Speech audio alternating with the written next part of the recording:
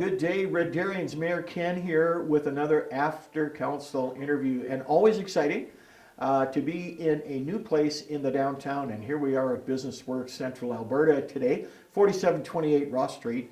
Come down and say hello to Jen here this morning. Jen, great to be with you. Very exciting the work that you do. Although I'm not interviewing you, you're interviewing me this morning, but thank you for sharing your story and what you do with small business and entrepreneurs.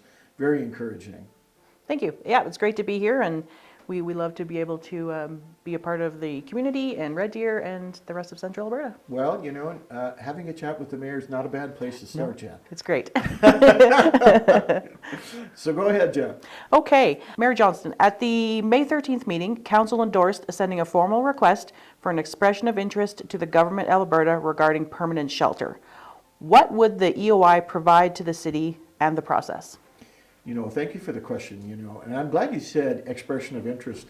Sometimes you look at EOI and people, kind of wonder, what the heck is that, kind of thing. So an expression of interest really is, is sort of a broad-based appeal, if you will, or a prompt, if you will, from the province to see who is interested in providing shelter services for Red Deer.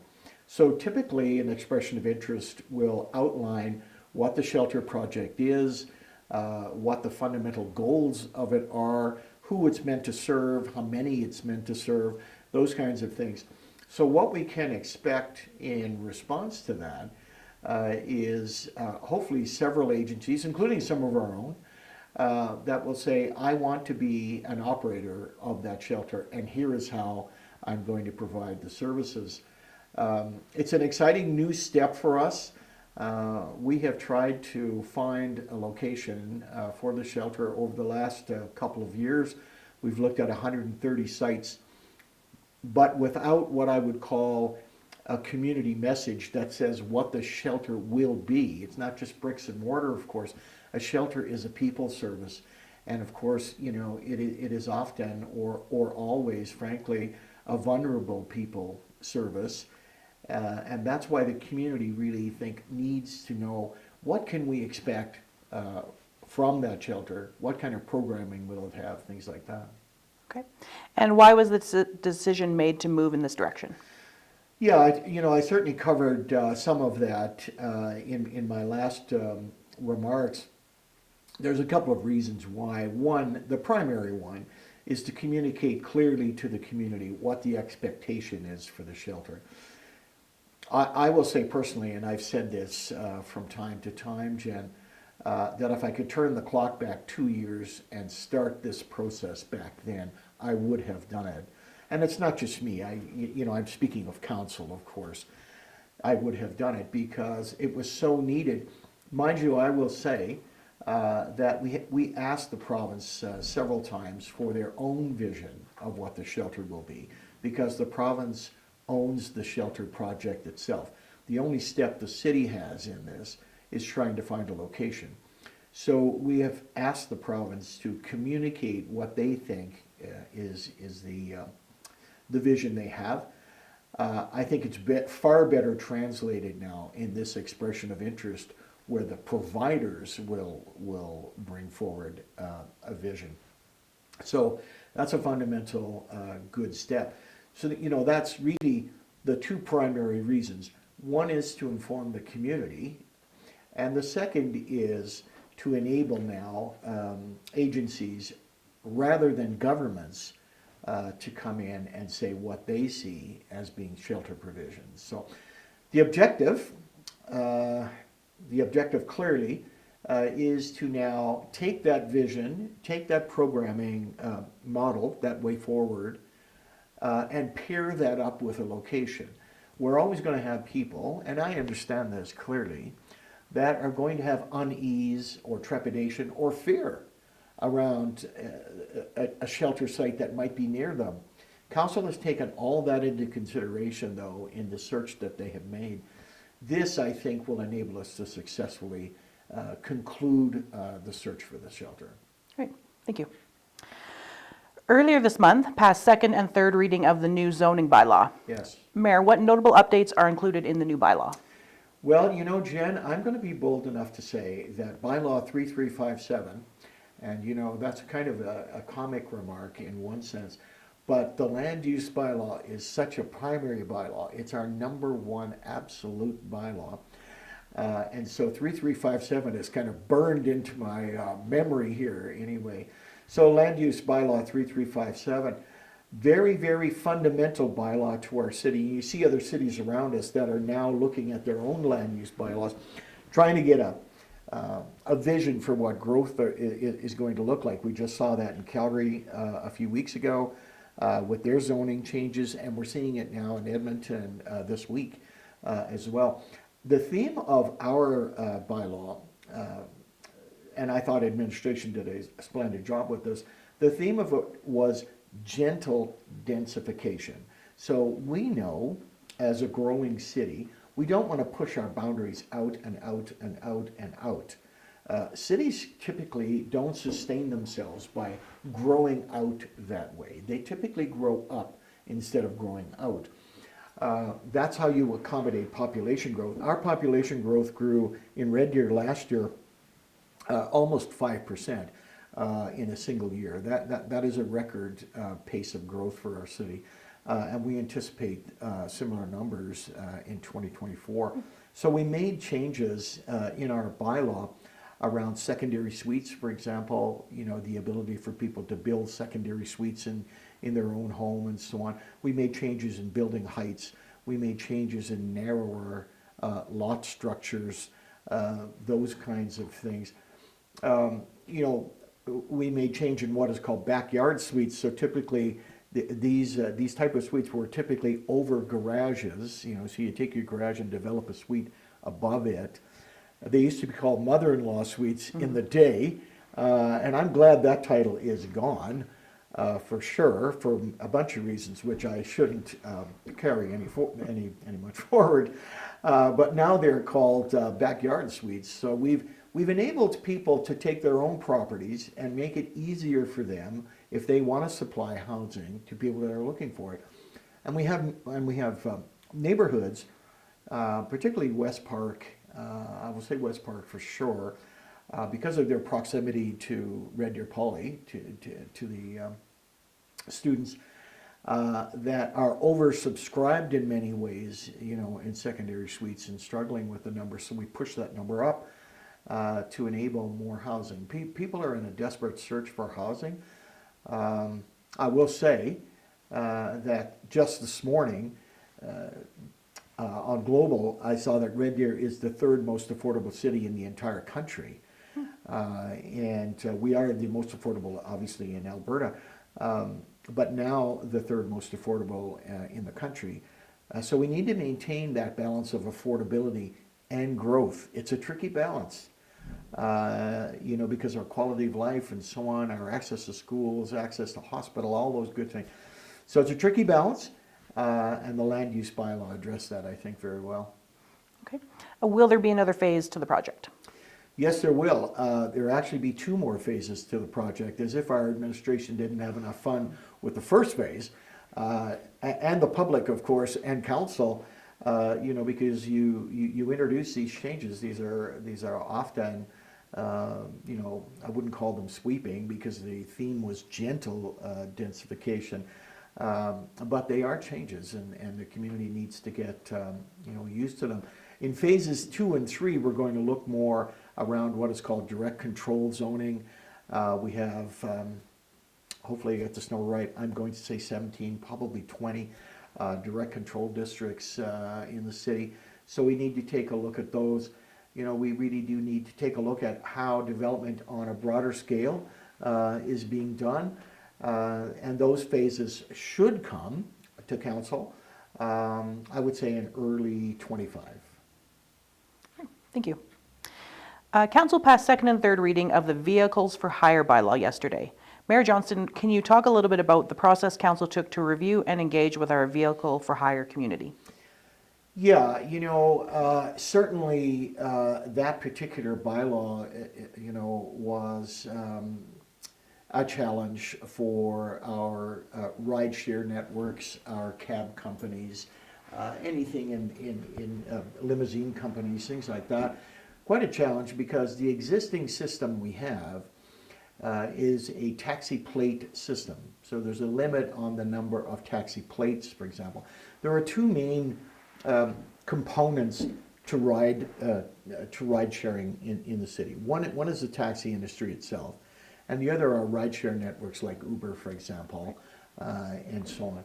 So the goal of the city has always been, in the last, say, 5 years or so, when Uber came on the landscape in Red Deer, perhaps a little longer than that, but the goal has always been to honor the investment and the growth of cab companies in the city, and now try to regulate what really is an entry point for people that want to drive as Uber drivers for income purposes and so on. So quite a balance between the two. Make sure the regulatory framework is as even as it can be, the insurance requirements, the driver licensing requirements, all of those things.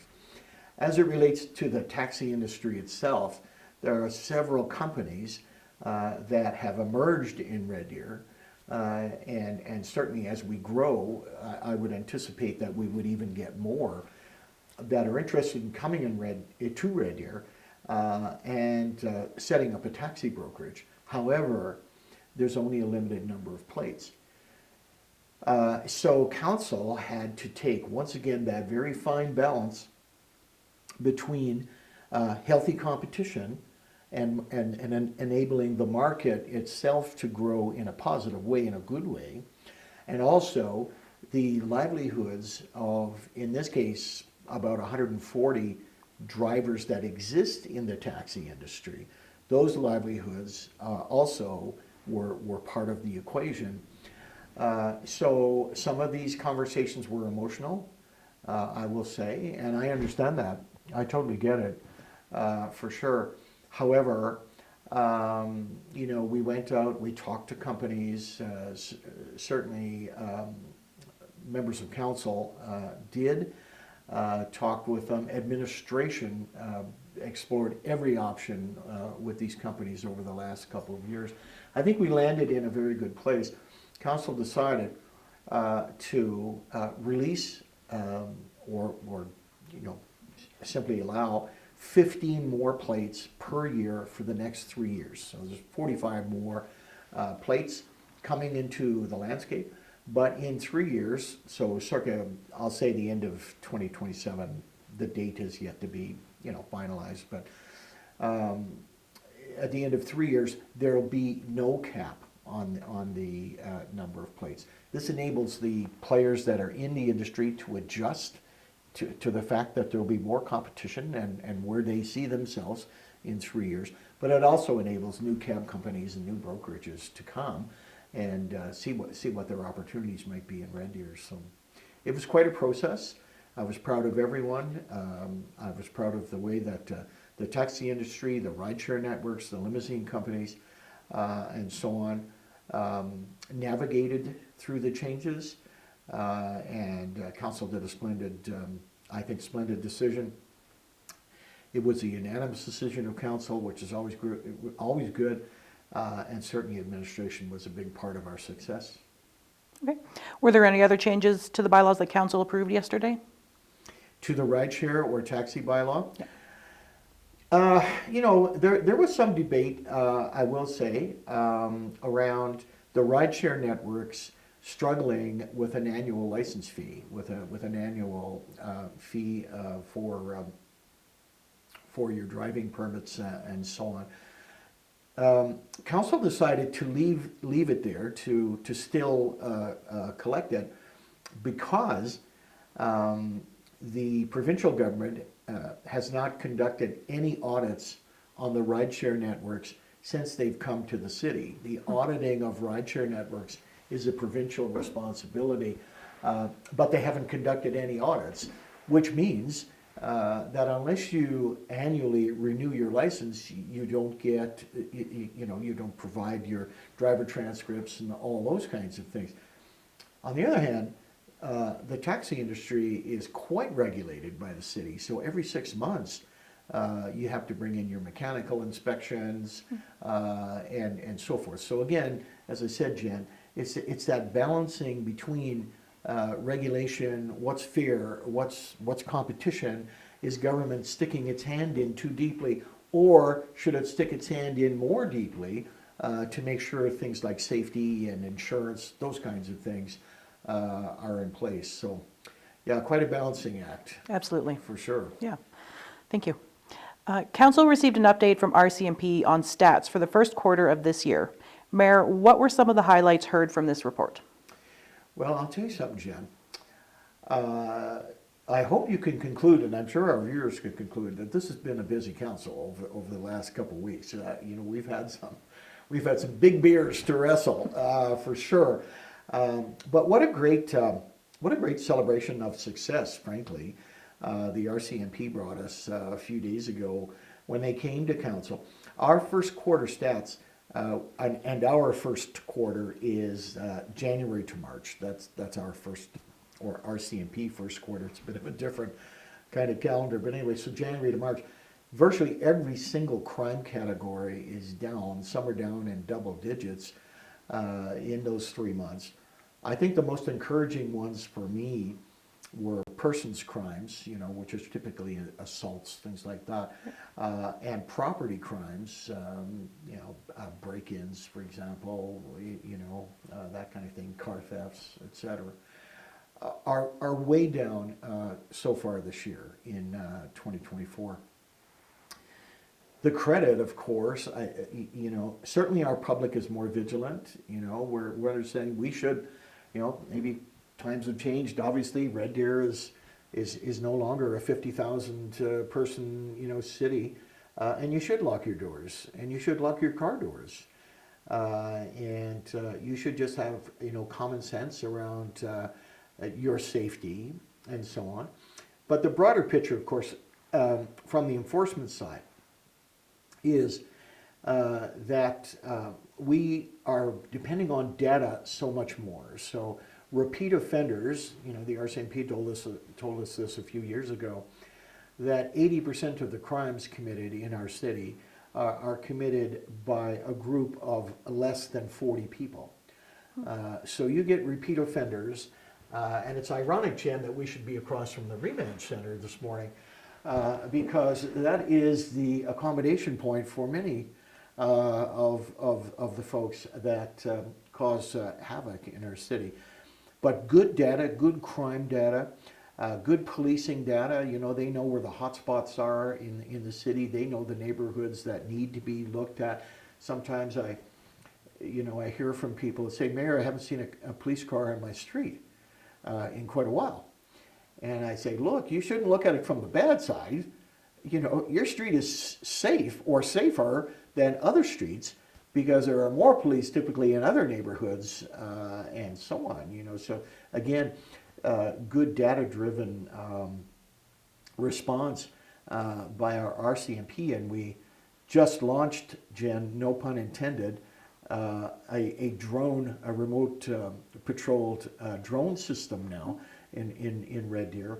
We're piloting what's called the RPAS, which is the remote piloted surveillance, but we've always had a few officer led drones. So officer will go out and can launch a drone from his police car to help him or her locate the perpetrator, if you will, and so on. Now we have a remote controlled service that we're piloting, which enables us not only to look at the bad guys from a crime perspective, but it also enables us to look at things like fires that are just starting, folks that are probably in medical distress or whatever. The technology on these drones is incredible, and so our policing has become sophisticated. It's become data-driven, with a high focus on safety, and we're really seeing the results. That's for sure. Great. Okay, council approved a $1.5 million grant request from the Red Deer Housing Authority for affordable and permanent supportive housing. Can you talk about the project and why it is important for our community? Well, what's today, Wednesday, Jen? So Monday, we carried over our council meeting into yesterday. It was a long, in fact, we were in council till just about 11:30 Monday night. It was quite a long day. And then we concluded it yesterday. Our final piece of business was that item, was that $1.5 million. This is a very exciting investment for our city. Our city has taken a very intentional approach to affordable housing, and in particular, what's called permanent supportive housing. When we did a housing study a few years ago, we identified 77 people that needed permanent supportive housing. These are people that typically can't be in a housing environment unless they are supervised on site. So they need help with basic skills and so forth. They can function quite well with that supervision, but they need that kind of supervision. Up to this point, there has only been one permanent supportive housing project in the city, and that's the Canadian Mental Health Amethyst House, which is across from the Tim Hortons as you go Gates South and so on. It's a repurposed hotel. It has 68 folks there. It's running well, and so on. Red Deer Housing now has opened this project, and we are very, very optimistic it's going to be approved with the city's help. So they will have 40 more spaces for permanent supportive housing and 60 spaces for affordable housing. So it's a 100-unit project. Very, very exciting. It's already zoned. It's ready to go. It has designs, drawings, contractors, all those things. So very, very exciting. Very, very needed. Can the city afford it? Yes, we can afford it because the longer term benefits outweigh the money that we put into this. Right. Okay. Was there anything else from the May council meetings that you would like to mention? Well, I always like to sign off, Jen, with a message or two. As our community is coming or rounding the bend, I'll say, into summertime, we're seeing a lot of causes that are celebrating walks or runs or events that are meant to focus on particular challenges in our community. So on Sunday, I was privileged to jump into the MS Walk, Multiple Sclerosis Walk. So encouraging to see people out there, as we kind of drive forward, try to have some success there. But I'll just say to Red Deerians that there are so many ways that you can get involved.